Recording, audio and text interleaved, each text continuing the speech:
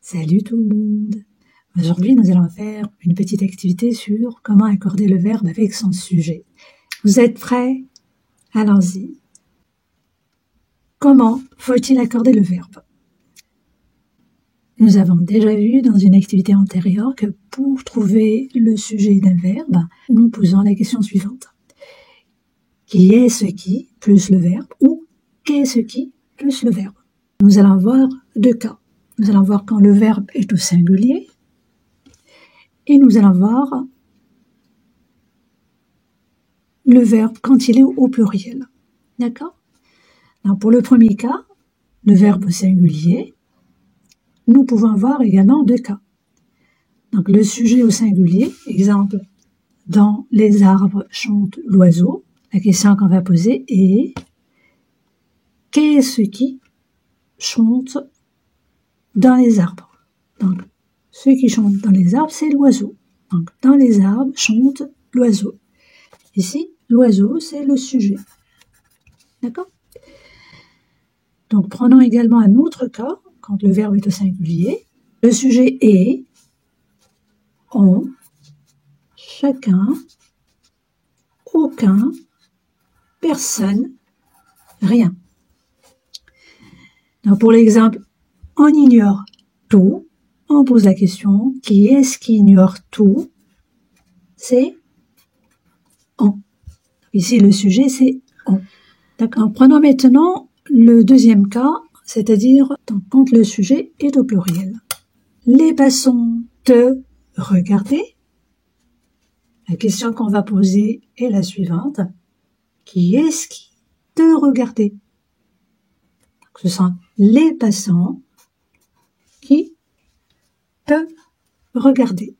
Regarder, qui est tel imparfait, à la troisième personne du pluriel, va s'accorder avec les passants.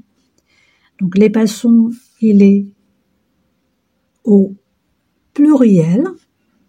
Également, le verbe va se mettre au pluriel. D'où la terminaison AIENT pour le verbe regarder, qui est ici conjugué à l'imparfait. Nous avons plusieurs sujets également, un autre cas. Et l'exemple est le suivant. Vouloir et pouvoir sont deux choses différentes. On a déjà vu dans une activité antérieure également que le sujet peut être à l'infinitif. Et c'est le cas pour cet exemple. Donc, vouloir et pouvoir sont deux choses différentes. Donc, qu'est-ce qui est ou qu'est-ce qui sont deux choses différentes? C'est vouloir et pouvoir. Donc ici, le sujet dans cette phrase, c'est aussi bien vouloir et pouvoir. D'accord? Vous avez la coordination et. Du moment que le sujet ici est de pluriel, donc le verbe également va être au pluriel. Vous avez ici le verbe être, qui est conjugué au présent, à la troisième personne du pluriel. Très bien. Un autre exemple, beaucoup comptent sur lui. Beaucoup comptent sur lui. Nous allons donc poser toujours la question, qu'est-ce qui compte sur lui? Donc ici, la réponse est beaucoup. Beaucoup à la notion du pluriel. Donc beaucoup de gens comptent sur lui. Donc le verbe compter va s'accorder avec beaucoup et il va se mettre également au pluriel. Nous allons maintenant voir un petit exercice pour appliquer ce que nous avons vu tout à l'heure. Donc, relie chaque sujet au groupe verbal qui convient. Donc ici, nous avons la première, ou plutôt, nous avons le premier verbe et ici le deuxième verbe. Plusieurs de mes amis aiment chanter. Dans cette phrase, est-ce qu'il s'agit d'un sujet au pluriel ou plutôt au singulier? Donc plusieurs est au pluriel. D'accord? Donc, automatiquement, le verbe également va être au pluriel. On remplace il. Donc, c'est tout singulier. Le verbe qui va correspondre à on, c'est également au singulier. Donc, on aime chanter. Jules et sa sœur. Ici, il s'agit de deux personnes. Donc, il s'agit du pluriel. Donc, Jules et sa sœur aiment, au pluriel également, chanter. Tout le monde.